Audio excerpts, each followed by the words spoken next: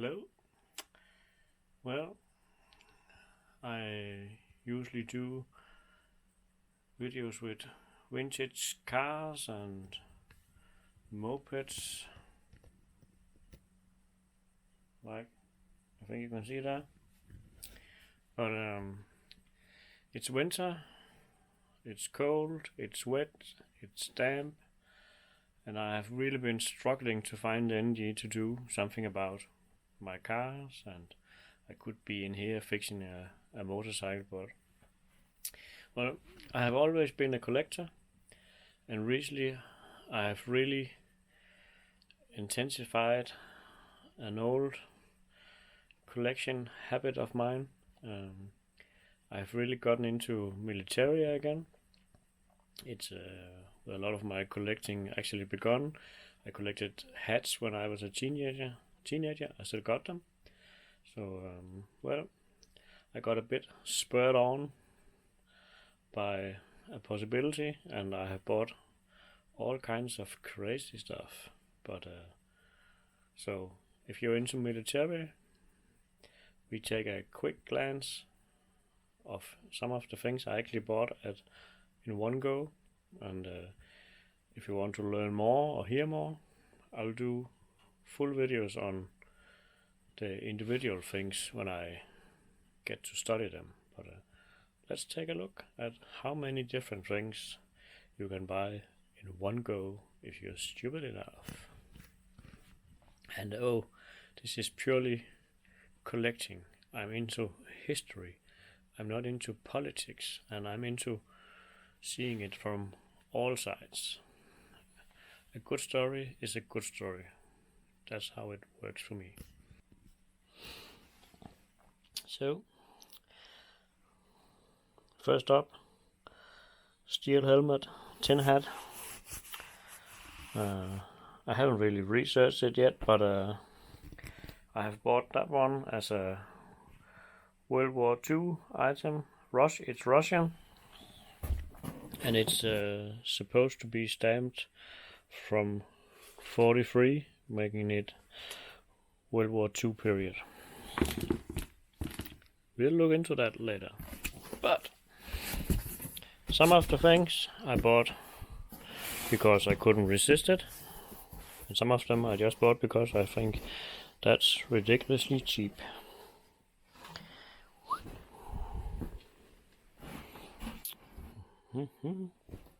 Maybe I shouldn't do this one-handed. Let's put it on the floor. This was a cheap item. This is French. Don't know much about it. Somebody has taken all the buttons. But do you know anything about it? Tell me. It's wool. I don't know exactly the year. I did see a TV show the other day with a nurse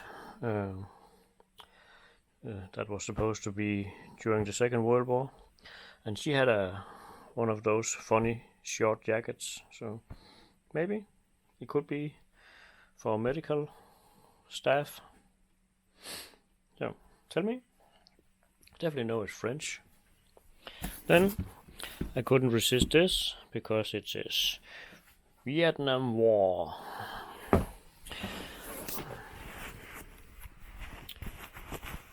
A lot of handheld action going on. Here comes the fun part. USS Semes, and so it's for the US Navy.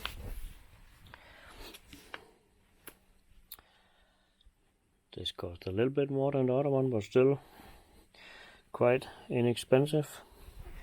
JC Gentry. I have made a sneak peek on the internet while waiting for the things, and it's really cool. You can look up all kinds of things about this ship. I know that the guy who had it was in service from 62 to 64.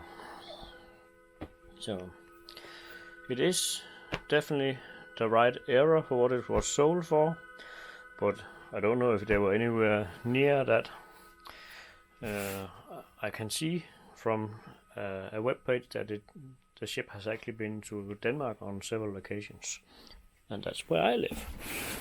So I made a bit on a book so I can learn a bit more, something like that. What can you say, goes together with my interest for East German motorbikes. I have a lot of East German military things because of the connection for me. Not a book. This is what you would call propaganda. It describes all the glorious victories, but what I thought was cool was actually especially this picture, because I might have bought a similar, what do you call that? I have forgotten. Fan lens.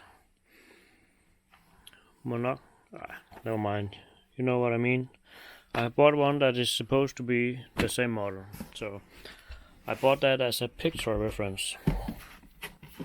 Then I happened to buy some memorial stamps. Don't know quite why. They were probably cheap. World War II Red Cross armband. I thought this was really cool, so I had to have it. British. It's called the 1939 to 45 star. The reason why I know something about this is because, of course, I have Googled it. So you got this if you had at least 180 days of service during the whole war, or in the normal military, or if you had 60 days in the Air Force, you would get it as well. So, can we look? There are two pictures. I don't know exactly if they have the same frame, so they could be from the same place. It said in the auction site that this was a gift between prisoners from a concentration camp. I don't think they're right. I think this was made by a German prisoner of war after the Second World War in a Red Cross camp. It has an inscription or a text on the back. It was given to a Danish priest. So that is one I have been trying to dig a little bit, but I think it's really cool. I could see already from the text that I think that they were wrong, but I thought that it was really interesting. It says that it's from a Erholungsheim für Kriegsgefangene. So, yeah, what do you say? Storage facility for prisoners of war. And it's dated the 15th of June 1947. And I can look up the place, and I have found the exact matching bridge on the internet from an old black and white photo. The place still exists, but it's a place for young Jews. So that's quite fitting. But and you could say it's dated 47. But I actually think it's quite well made, and I think it's a really, really interesting story. Couple of side hats. I think one of them is from the regiment of the Prince of Wales, which is now distinct, but we'll get into that. They weren't all that expensive, so it's newer, but it's still like, I don't know, 50 years old. Here, I don't know if you can see it. Different portrait photos with a German soldier. Clearly, it's a newer frame. What kind of got me curious is that it's quite a good example of that he was still a human being after the war as well. So, and I'm quite keen to get these out of the frame, because how could you know that this is 38, 42, 43 and 1957? There has to be some inscription on the back. But it wasn't that expensive, and could be a fun little detective job. This was even cheaper. Original press photo from 1939. It's in Denmark. Yeah, no wonder it didn't go so well. They have those quite funny Danish tin hats. I actually have one of these as well, and it has a text on the back: "Drilling for the real thing." And it's dated the 7th of December 1939, and then it's stamped 8th of January 1940. So, yeah, I guess it took some time to get them published.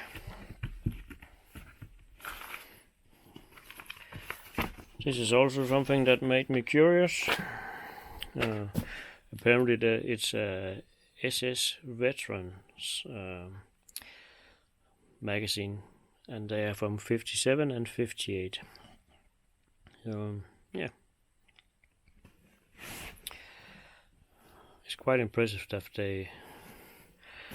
what it looks at first glance to be quite political, so I think it's impressive that it wasn't more closed down at the moment or the period. Here is the other picture, and again it's also from 47, and I think there's some kind of a Bible verse here, and it says Lager Kehl, the dog shelters.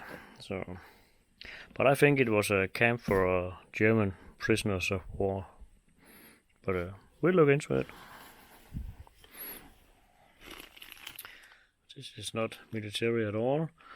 This is for a bicycle, and I have found it on Google afterwards. It's for a Victoria German bicycle from the early 50s. I think I can find a bicycle to mount this on. But here we have what I believe to be the craziest thing I bought this time. It's called, I hope I'm saying it correctly, it's a telegrajka or a vatnik.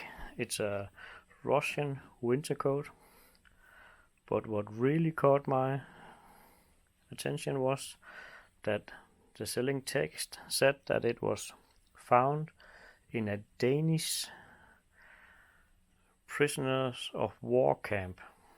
So this could have been worn by a Russian or maybe a German that had traveled all the way from the East Front to Denmark.